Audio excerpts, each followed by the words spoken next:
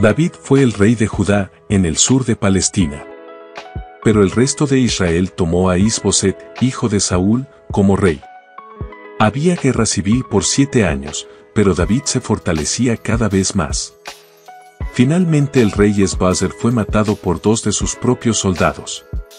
Entonces todas las tribus de Israel vinieron a David y lo ungieron rey sobre Israel. Por fin, David era rey de toda la nación. Lo primero que hizo el rey David fue capturar Jerusalén. Se llegó a conocer como la ciudad de David. Lo reconstruyó como una fortaleza en contra de cualquier enemigo. Desde Jerusalén, el ejército de David salió a conquistar a los filisteos y a otros enemigos de Israel. Próximamente, el rey David trajo el arca de Dios a Jerusalén. El arca de Dios contenía copias de los 10 mandamientos y otras leyes dadas a Moisés por Dios. El arca recordaba a los israelitas de la santidad de Dios y de su necesidad de obedecerle. David tuvo que pelear muchas batallas en los primeros años de su reino. Fue un soldado sabio y un hombre humilde que oraba por la guía de Dios. Le molestaba a David que él vivía en una linda casa mientras el arca de Dios estaba en una tienda. David decidió construir un templo. Natán, el profeta de Dios, le dijo que proceda. Esa noche, Dios mandó un mensaje a David: mi siervo David, Jehová te hará casa.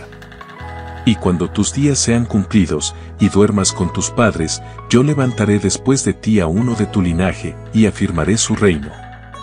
Él edificará casa a mi nombre, y yo afirmaré para siempre el trono de su reino.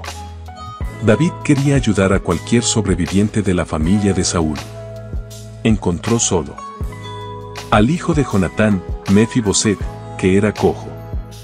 Él comerá a mi mesa como uno de los hijos del rey, dijo David. David tuvo compasión de Mefiboset porque Jonatán había sido su mejor amigo. A medida que David confiaba en Dios y le obedecía, Dios prosperaba a David.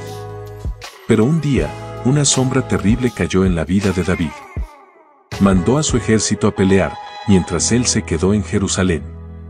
Una noche, no pudo dormir.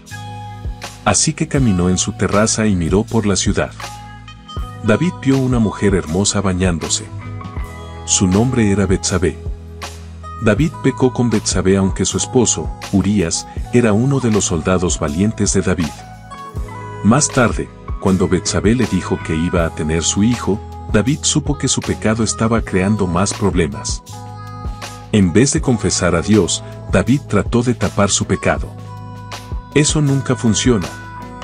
Llamó a Urías del campo de batalla, queriendo que Urías piense que el bebé que venía era suyo. Pero Urías no viviría en su casa mientras que sus compañeros estaban en guerra. Urías durmió a la puerta de la casa del rey. Así que David hizo algo aún más perverso. Mandó a Urías de vuelta al campo de batalla con una carta.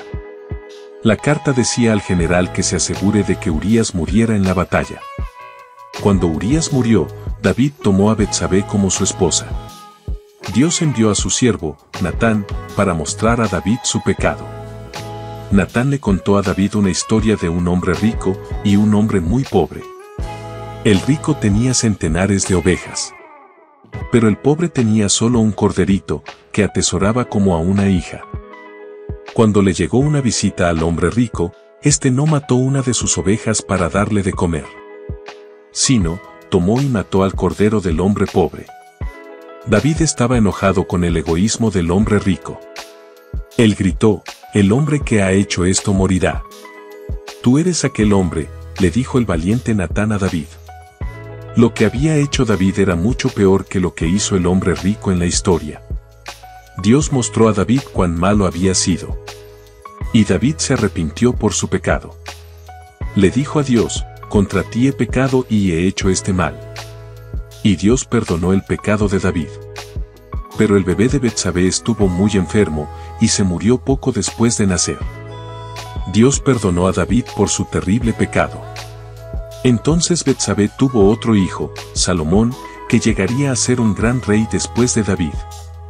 Pero el rey David tuvo muchos otros hijos, algunos de los cuales le trajeron mucha tristeza.